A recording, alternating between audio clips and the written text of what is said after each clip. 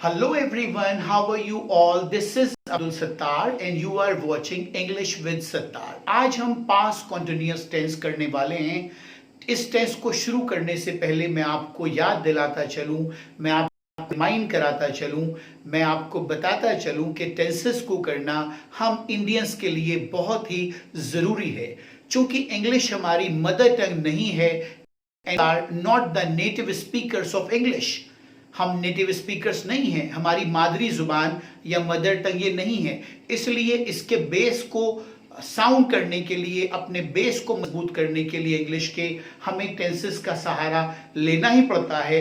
जो बच्चे सीरियस है अपनी पढ़ाई को लेकर, उन्हें इस बात का अंदाज़ा अब तक बखूबी हो चुका होगा कि बिना टेंसेस को जाने हम अपने इंग्लिश की फाउंडेशन को मजबूत नहीं कर सकते। इसलिए अपने बेस को मजबूत करने के लिए हमें टेंसेस को करना ही होगा।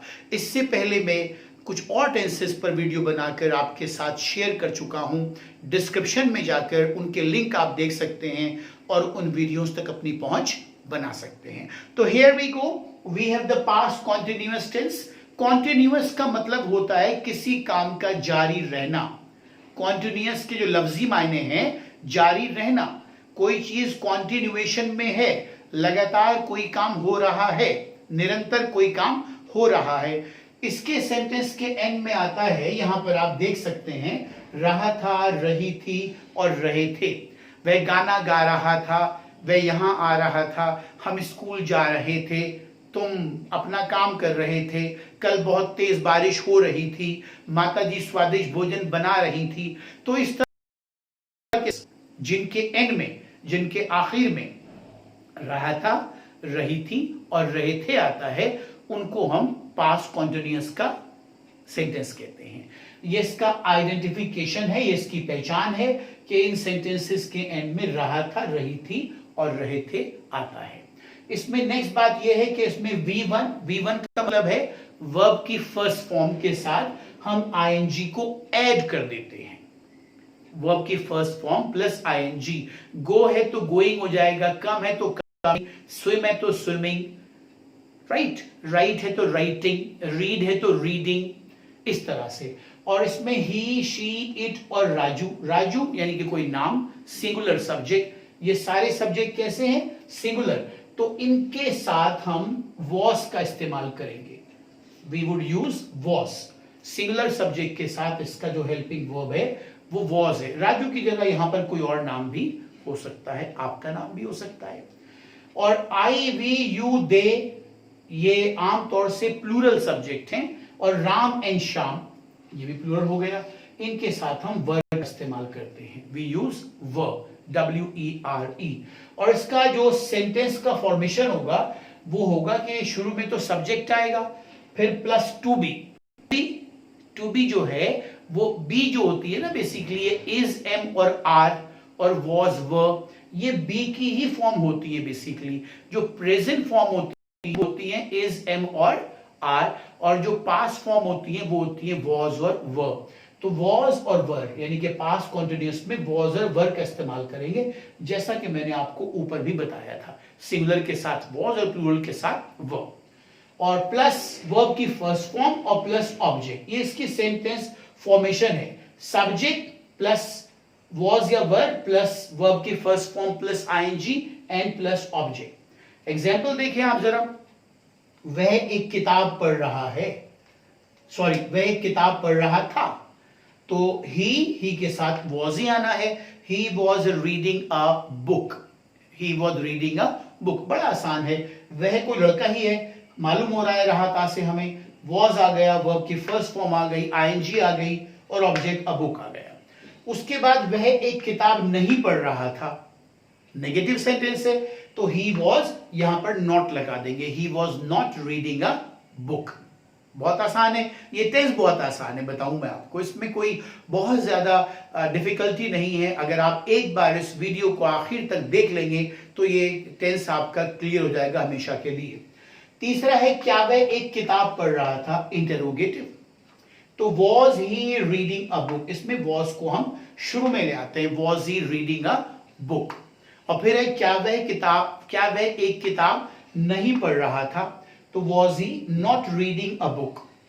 वॉज ही नॉट, यहां पर नहीं आया तो हमने भी यहां पर नॉट लगा दिया, was he not reading a book. फिर है वह एक किताब कैसे पढ़ रहा था, कैसे की इंग्लिश आएगी पहले, वो है हाउ। तो हाउ वॉज, इसके फौरन बाद वॉज आता है हाउ के, स्टूडेंट यहां पर ही लिख देते हैं, तो हाउ वॉज यानी कि सब्जेक्ट लिख देते हैं, सब्जेक्ट नहीं आता, तो how was he reading a book, वह किताब कैसे पढ़ रहा था।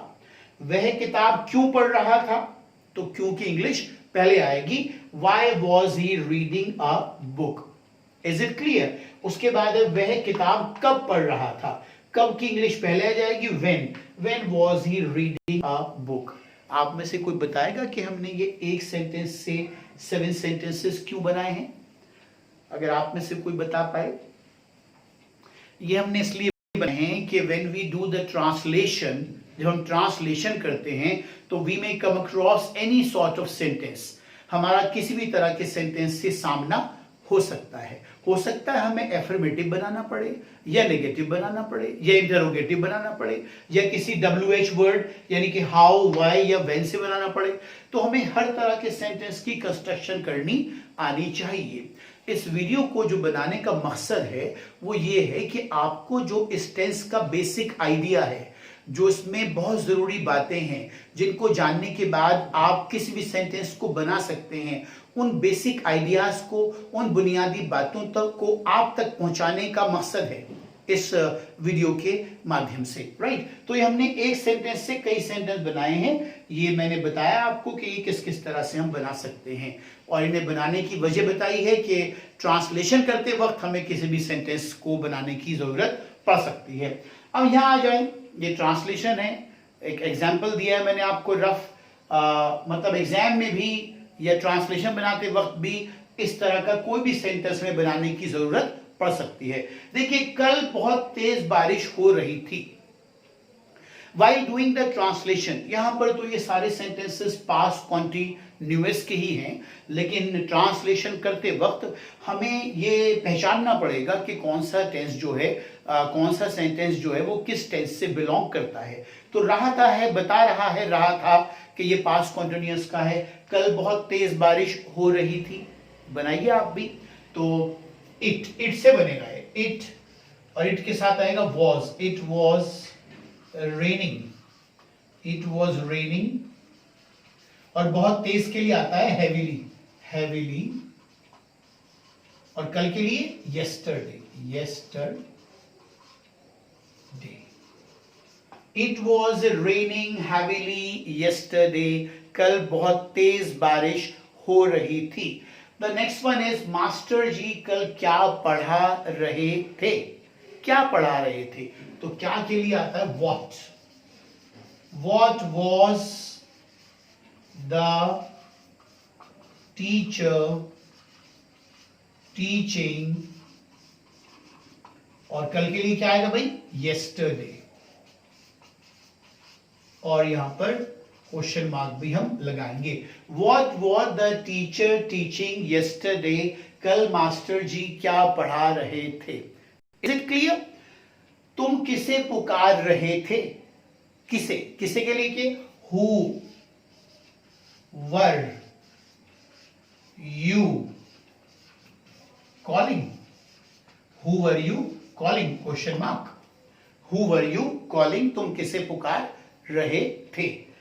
सरला एक मधुर गीत गा रही थी, मधुर गीत की क्या होती है भाई, स्वीट, स्वीट सॉन्ग। तो सरला वॉज गाने की singing, Sarla was singing a sweet song. Is it clear, Sarla was singing a sweet song. The next one is माता जी स्वादिष्ट भोजन बना, कैसे बना रही थी, माता जी स्वादिष्ट भोजन कैसे बना रही थी, कैसे ही क्या होती है, how, how was the mother, खाना बनाने की कुकिंग, आप कुकिंग लिखेंगे, कुकिंग द, स्वादिष्ट के लिए क्या आता है भाई, do you know what is the word for स्वादिष्ट, डिलीशियस। टेस्टी भी आता है, बट टेस्टी इज इनफॉर्मल है थोड़ा सा। व्हेन यू राइट जब आप लिखेंगे स्वादिष्ट के लिए तो आप डिलीशियस लिखिएगा, DELICIOUS, delicious food. How was the mother cooking the delicious food? Is it clear? कुछ तुम्हें गाली दे रहे थे, जी बनाइए आप में से कोई। कुछ लड़के गाली दे रहे थे, तो कुछ लड़कों की सम बॉयज, अब बॉयज है तो वॉज आएगा या वर आएगा? वॉज नहीं, वर आएगा। सम बॉयज वर एब्यूजिंग, कहते हैं गाली देना। एब्यूज होता है तो आईएनजी लगा देंगे। Some boys were abusing. क्या तुम कल दिल्ली जा रहे थे? क्या कल तुम दिल्ली जा रहे थे? तो were you going to Delhi yesterday? Question mark, सवाल पूछा गया है ना तो क्वेश्चन मार्क लगाएंगे। यहां पर राजू कल कहां से आ रहा था? जो सेंटेंस है यहां पर वो है राजू कल कहां से आ रहा था। I think visible. तो where was Raju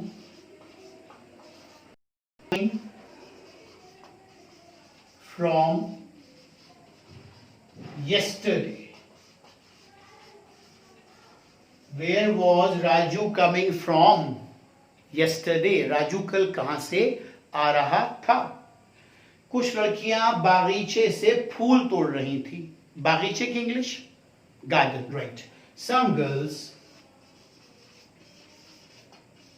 were plucking, plucking कहते हैं तोड़ना, फूल तोड़ने के लिए आता है। फूल तोड़ने के लिए क्या आता है? Plucking. Some girls were plucking flowers from the garden.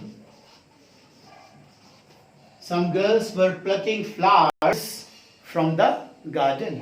और लास्ट है रमन बाग से आम क्यों तोड़ रहा था? वहां फूल तोड़ना था और यहां पर आम तोड़ना है। दोनों के लिए प्लक ही आएगा, लेकिन बाग की अंग्रेजी कुछ और है और बागीचे की कुछ और है। आपको मालूम है बाग को हम क्या कहते हैं? रमन बाग से आम क्यों, तो क्यों की अंग्रेजी आएगी वाई वॉज रमन प्लकिंग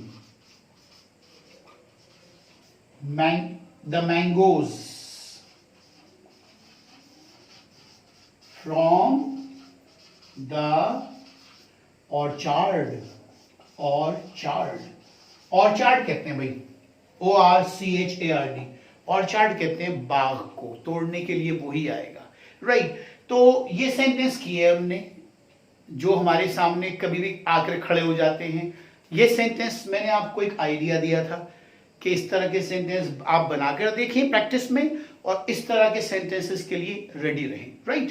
तो एक बार फिर that's all for the day, और आप इन्हें रिवाइज कीजिएगा वीडियो को। आपने देखा, thanks a lot, okay, bye bye.